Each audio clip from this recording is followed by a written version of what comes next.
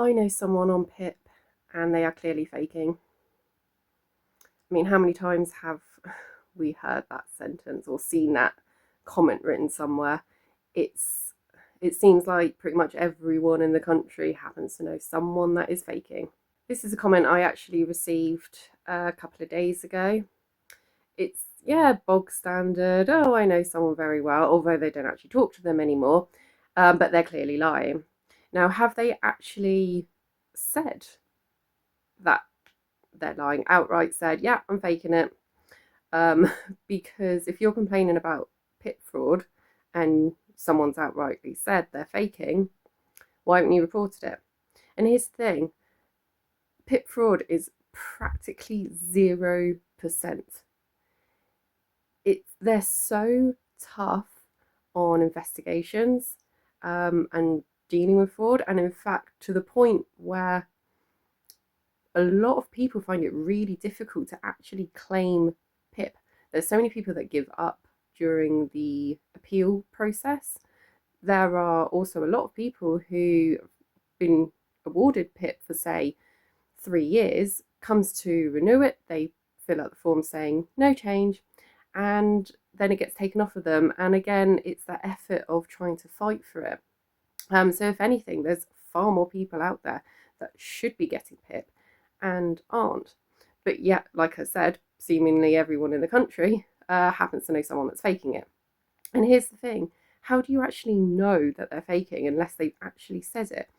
If you are a neighbour that sees someone walking to the shop perfectly fine from observation, you have no idea that they might actually be in a lot of pain, or that when they get home, they need to be in bed for the rest of the day just because they went to a local shop.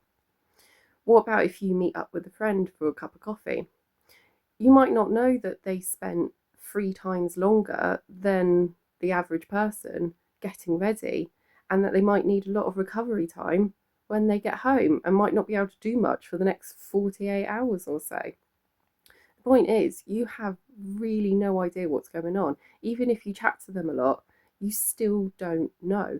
I mean, my own fiance, we spend a lot of time together, and we talk about everything. I'm really open about my stuff, but he could not sit here and explain exactly how my symptoms are affecting me, because it's so hard if you are not that person.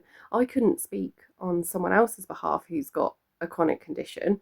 I can obviously relate to it and I can understand it, but it's not the same because they will have slightly different symptoms and how it affects them, what sort of maybe triggers their symptoms. So yeah, you are judging based on very, very little information, which I also feel is what DWP assessors do. They seem to ignore medical reports and base their assessments on just how they observe you for an hour, of which you've actually prepared for that assessment. But anyway, that's a whole other topic. But yeah, it just I feel like, can we just stop judging people? We know hidden disabilities exist.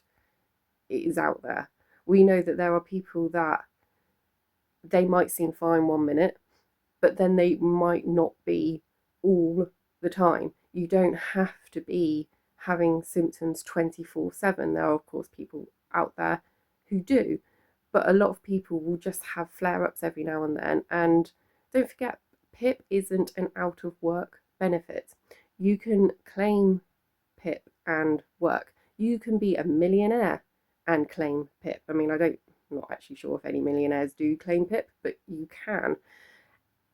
It's a way, to help pay for the cost of a disability.